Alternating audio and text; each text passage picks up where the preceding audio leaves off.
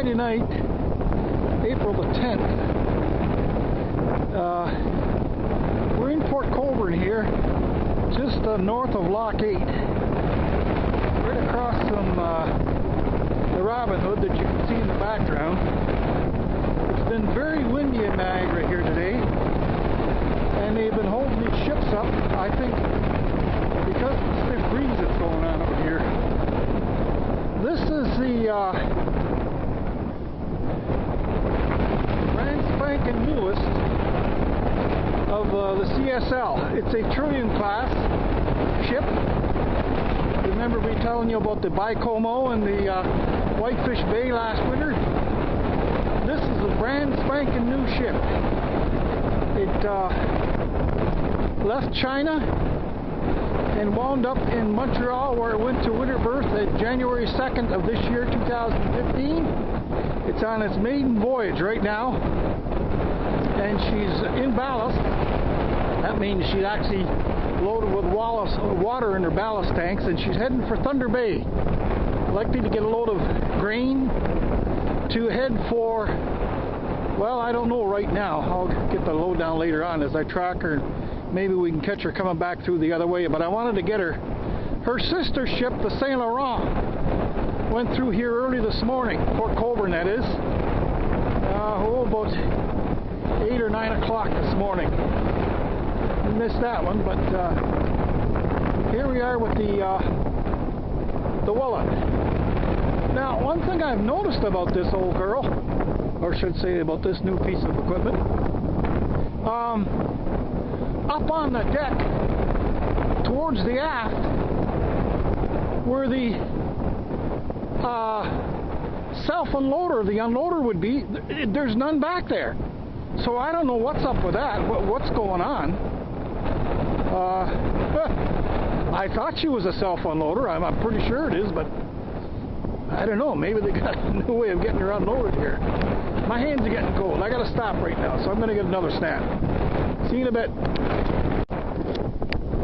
Okay, back again.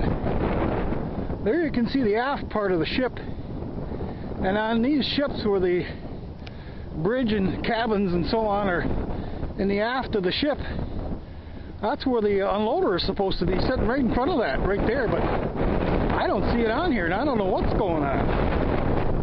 So I'll have to find out. Maybe they got another way of unloading it, I don't know. Maybe it isn't a self-unloader. I would have to think so, because for the price of this thing, it's supposed to be the latest of technology and so on. Okay, hands getting cold again. I think this is going to be enough for this journey here, so I got to see the Welland. Okay, take care. Okay, it's Saturday morning, April the 11th. We're in Port Colborne again. It's overcast right now, quite cool. It's supposed to get to 45 degrees for a high today and partly sunny. This is the Thunder Bay, another Trillium class ship of Canada Steamship Lines. It's about 8:30 in the morning, and she's stopped here along the east wall just north of the Jackknife Bridge in Port Colborne, Lock 8. And just talked to some of the crew members here that are up front that you can see there, and they think it's the bridge. There's probably problems with the bridge. I don't know what's going on. Still haven't found out. Anyhow, talking to these guys, and I was talking to them about the Welland, and that I noticed that there was no boom on it, and he said it's not a self-unloader, but it is a they unload it with a clam. They'll come into the ship's hull with a clam and unload it with a clam. So let me just pan along the side of her here, and there you can see her. Canada Steamship Lines, CSL, the Martins.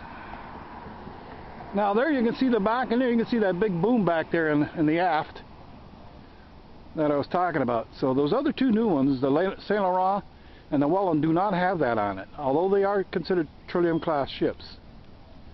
So I know what I got to do is I got to ask these guys who the captain is on here. Okay, so I'm going to let it go from here, and time to go and get some breakfast. We'll talk to you soon. Bye-bye. Okay, now we're on the east wall, south of Lock 8, and we've gone and had breakfast, come back now, and here's the Thunder Bay just clearing Lock 8 now, and coming by in front of us. We're just at Kalali Street and Government Road here, alongside the canal, the east wall. And here she is. They're going to Conneaut, Ohio to load coal for Nanticoke electric power facility up there.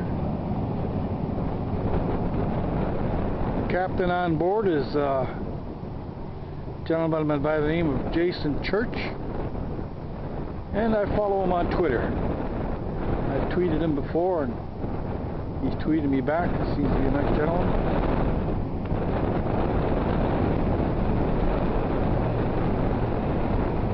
This ship is equipped with a bow thruster that has a sensor on it. You can hear it kicking in and kicking out. It keeps it just so far away from the wall here. As you can see, she's done some scraping.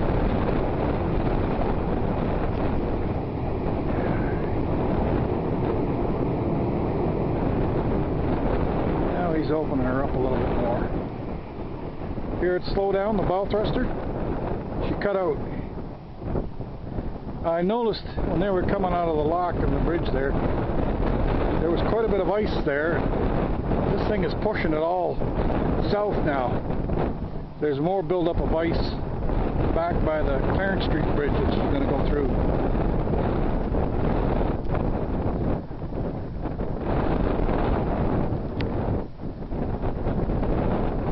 This is quite a lengthy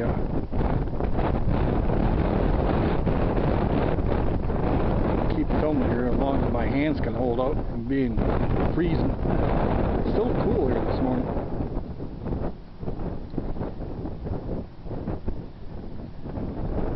Yeah, it was nice to have a conversation with a couple of the crew members earlier in the last video. One chap that I talked to has been sailing for 38 years. 2 years now on the Thunder Bay. He sailed for 25 years on the Tagisac. It's an old girl that's been around for quite a while with CSL. Give her a lot of good service. Give them a lot of good service, I should say. One of these days I'm going to try and get the captain to give me a salute.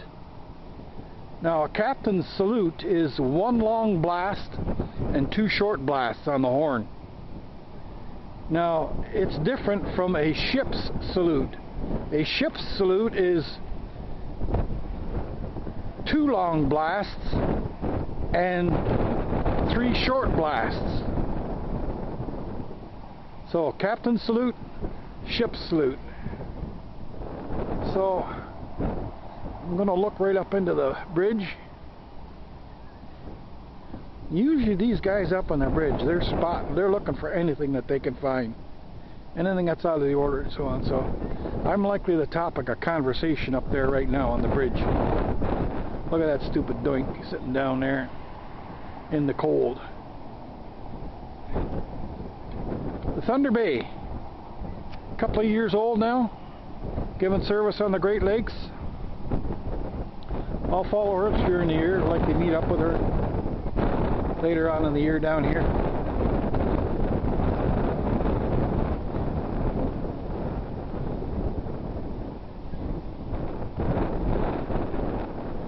She's 36,000 ton, and she'll load 32,000 ton of coal or iron ore and sit about 30 feet in the water. That's 7 stories up there that you're looking at. Amazing. I believe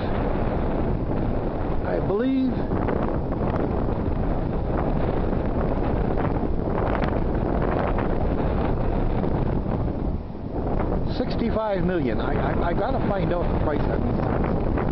thought they were well over that, but I thought I see the last one was 65 million. Anyway, she's moving along pretty good now. Oh yeah, there he goes.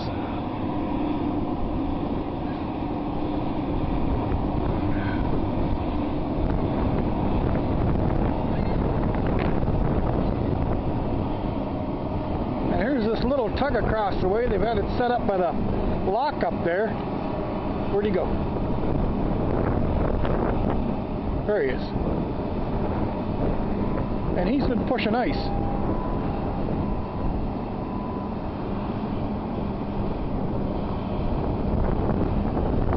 Okay, that's it from Port Colborne. Just pan around and let you see the back end of the Thunder Bay as she goes off into the sunset. And there you can see the Clarence Street Bridge down there. Okay, we'll talk to you soon. Bye.